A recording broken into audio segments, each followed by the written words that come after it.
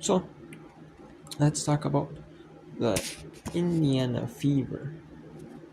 They are the 11th place team in the WNBA. And then the next video, I'm going to be talking about Washington Mystics, the final team. So, the Indiana Fever have had a rough go, but they fell to the Sun, Connecticut Sun 82-71, 102-66. They fell to New York Liberty, and then 90-80, 180. They fell to New York Liberty again.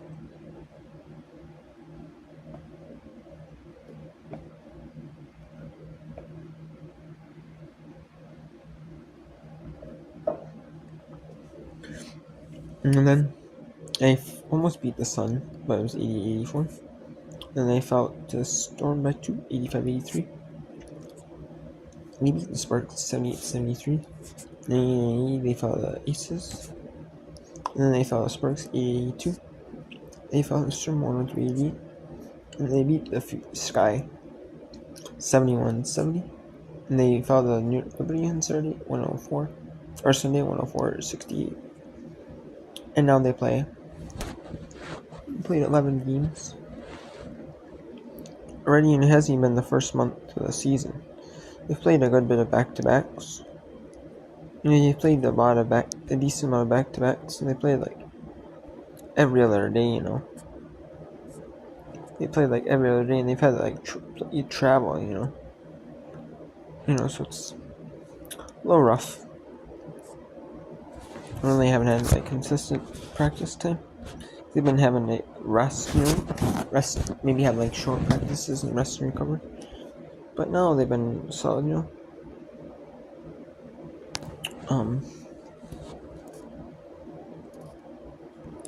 Let's look at their plate. Okay, so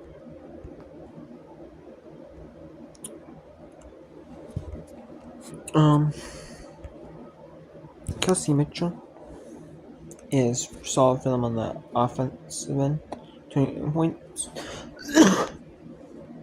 She's going to be that volume shooter. It's going to be consistent on the offensive end. You got Nelson Smith, who was consistent with the points and the rebounds. In 31 minutes, 17 points, 8 rebounds. Can be solid on the defensive end, but is more of like the offensive end player. Instead, she 8-14, pretty efficient. A shooter that gets a lot of touches, but it's really efficient. Erica Wheeler, only 18 minutes, about 7 points, 4 rebounds, 2 assists, 3 of 8 shooting. So not like the highest efficient, more of like if they need her to score, she'll score. If they need her assist, she'll assist. They need a rebound, she'll rebound. Christy Walsh, same thing there. She is efficient on the defensive end. Grace Berger, she's one of those players that gets only the starter. She was like a starter, or I'm not sure. Was she a starter last year? I know she got more playing time than that though last year, more than like 13 minutes in last season. But she's gonna do whatever she needs to for the team to win. Aaliyah Boston, she was out with that injury though. She had like a little injury during the game, or maybe she wasn't the most efficient. She's efficient in defense, 2 steals, 3 assists, 4 rebounds, 5 points. But she, was injured. She got injured during the game, so maybe she had a little bit of injury during the game, and she never knew it, kind of, because she wasn't the most as efficient as she normally is. Points wise or rebound, she's more efficient than that usually. Caitlin Clark only was held to 3 points, 2 rebounds, 5 assists though. So everyone in 2 steals in the block. So she's efficient. She's in the WNBA been one of those players that has gotten like 10 maybe like gotten a good amount of rebounds, gotten a good amount of points. Not gotten like a double. I don't know if she's ever gotten like a double or triple double, but she's been like close to like double doubles. Been like really efficient without getting them maybe a double double or and close to maybe getting like triple doubles. Like like could have maybe flirted with triple doubles, but didn't even have a double double. So and then Keelu Samuelson hasn't really been. I mean, she's good, but she's not like the most efficient players on the court. Her time, Lexi Hall, she's gotten more playing time than this. I just don't know why they really haven't been playing her much. I mean, it's kind of a shame. Victoria Saxton, same thing there. She was good in college. She just hasn't been enough playtime. She was waived though last season though. So, and she was a fringe player this season. So, and Celeste Taylor doesn't really get played much. Probably just gonna get cut after the season. I mean, unless the team really needs her. Which is kind of a shame. But the Fever, I don't think the Fever are gonna be impressive this year. But they've been in, especially in some of these games. They just had a brutal schedule. Like trying to learn a new system. Like trying to learn their schemes for the season. Trying to learn in training camp. Trying to learn playing with new players like Caitlin Clark, Katie Samuelson. Trying to learn playing with them. And then also trying to learn like the new rotations, like the plays for the season, the rotations for the season. And then, when you have practice time in the beginning of the season, you have preseason, a couple preseason games of practice time, that helps. But in the regular season, they've been playing back to back. They've been playing a game, say at home, and then they may play a game in like New York, and then they'll travel home, play one, and then they'll 2 days later, and then so our off day is a travel day, and they'll have a travel day here, travel day there, and they're going back and forth between home away. They're not really having and then even if they have a road stretch, they have back to back, or they have a back to back home and away.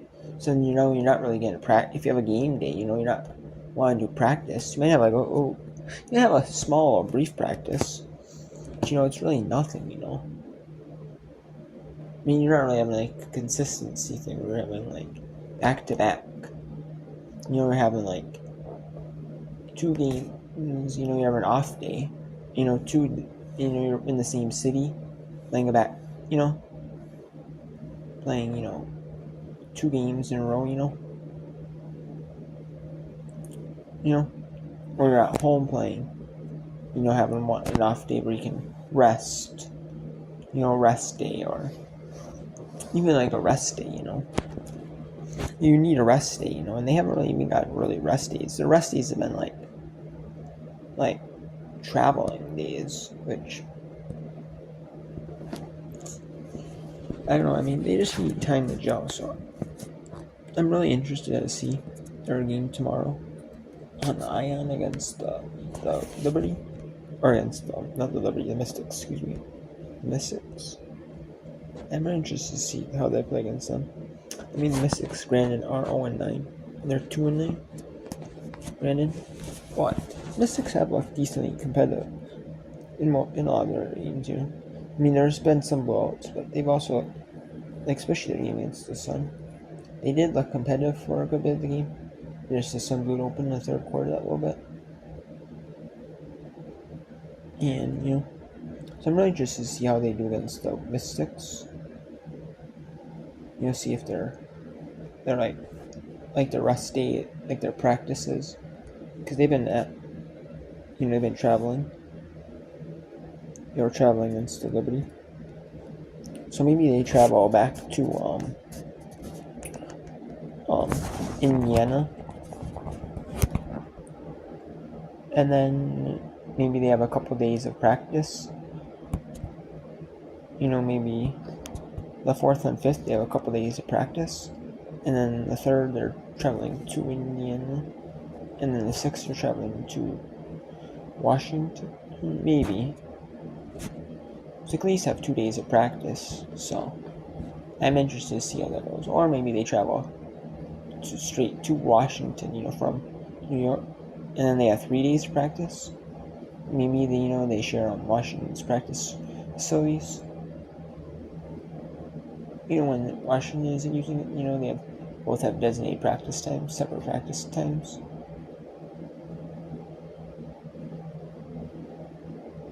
Who knows, So we'll see, 2-9, 0-9. I'm really interested to see how the Mystic, how they fare though, because I think this could be a telltale sign, if they look like they did against Chicago, they know how they did against Chicago though, in some of these close games, that's without a lot of rush. I think they could do better than that, and maybe get like a 10-point win, maybe be more, I'm really interested to see, how they perform, with that with a couple of days, at least 2 days of practice for sure, maybe even 3 days, at least 2 for sure. That's if they travel back to Indiana the 3rd, practice on the 4th and the 5th, and then the 6th they travel to Washington, to play the Mystics, Washington D.C. So I'm interested to see how that goes, but I think they could do well.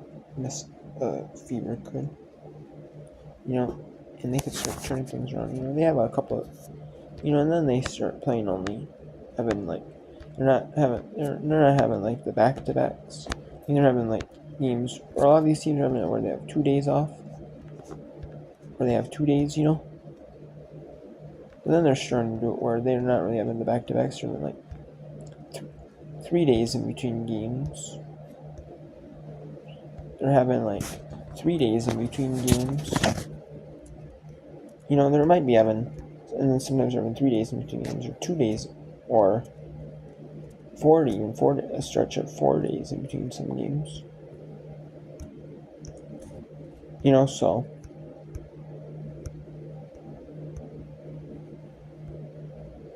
So yeah. But I don't think the Fever are going. They're still in their. The bottom spot is still kind of open a little bit, but I don't know if they'll make the playoffs or not. But that'd be awesome for them if they made the playoffs. However, because especially a lot of these players that don't make the USA team, like Team USA. They'll be able to like practice. They'll still be able to do some training. Some days of training with the coaching staffs. So it'll be nice, for them to get a little bit of work in. Which I'm assuming they will. So it could be a good thing for some of these young teams like Indiana, get some practice in.